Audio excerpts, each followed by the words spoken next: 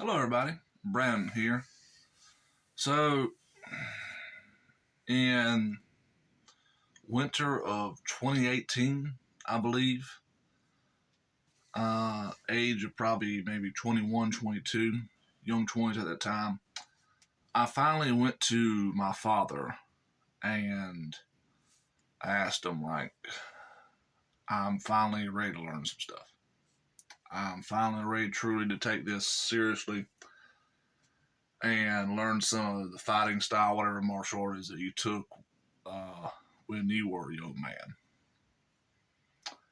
And it ended up being karate. I had no clue what it was. I knew my dad really loved Bruce Lee and took some JKD philosophies and movements and different stuff and added with it.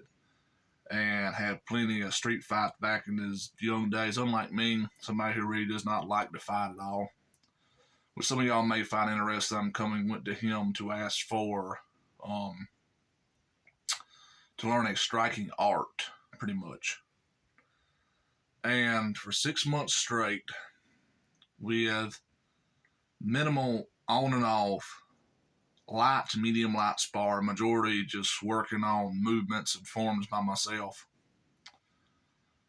Nighttime, daytime, and then later on after that 6 months, I took a little bit of a break and got back into it more towards, I think later that fall going to next winter.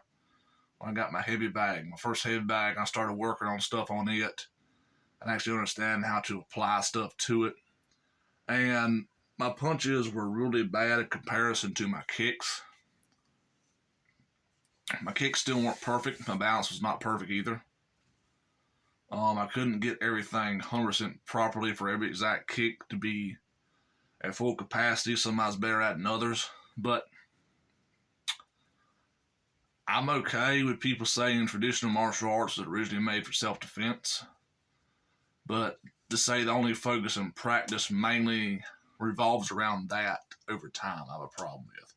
As much as I love to consider myself somebody who really actually just cares about self-defense, even though I haven't put enough work truly to train with or try to get out there and train or do more stuff to be more better prepared with some of the best schools and courses, possibly locally within the state, or doing other stuff. And I very much believe in the prepper fallacy, in much of the idea of being more prepared of the more likely stuff than the less likely stuff, instead of the less likely Hollywood movie version type stuff. And until I have my own exact place, and until the economy gets better, and I can actually move away from my folks pretty much, because almost everybody in my area is just about doing that because we can't afford nothing else at the moment. But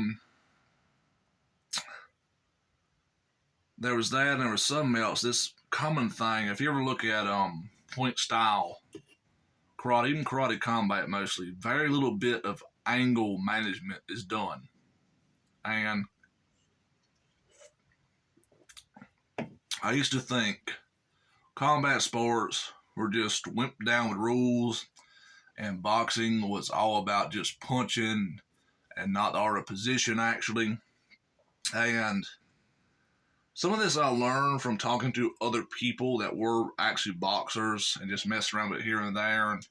But majority overall, it took a long time looking through all thousands upon thousands of videos of YouTube for years, while also questioning, as I developed later in life personally.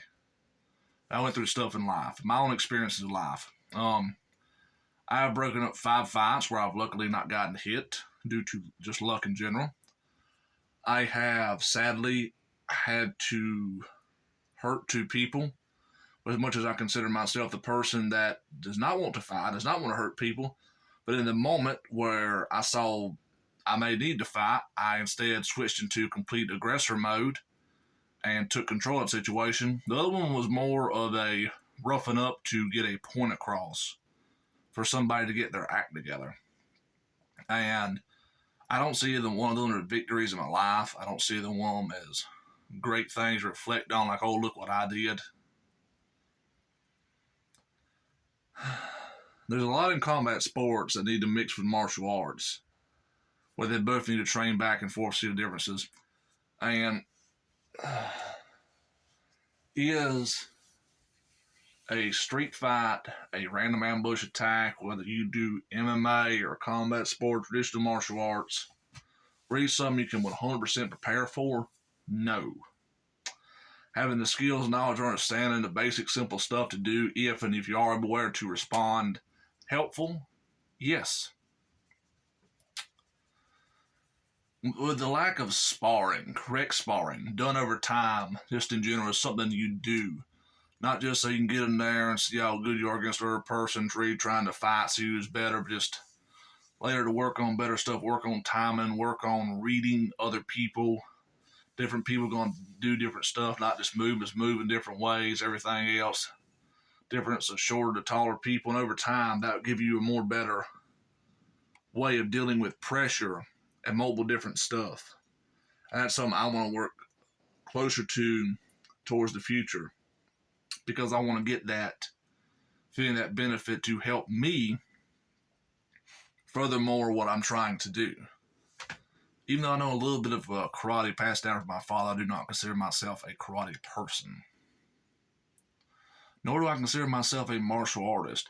And the more I can depth to it, I'm not a self-defense individual, because it's something I not do. It's something that I don't do every day. It's something I don't 100% involve in my life. So if I wish to call myself something completely in that matter, that it really has to define me, and consistency is something that really truly shows, hey, this is me. When these are more so much at the moment just parts of me and my life. I don't think there's anything I overlooked that I'm aware of. I know many videos I do, because ADHD is a bitch. But as always, thanks for watching. I'll see you folks around, and as Rokus from Martial Arts Journey says, I hope you own your own journey.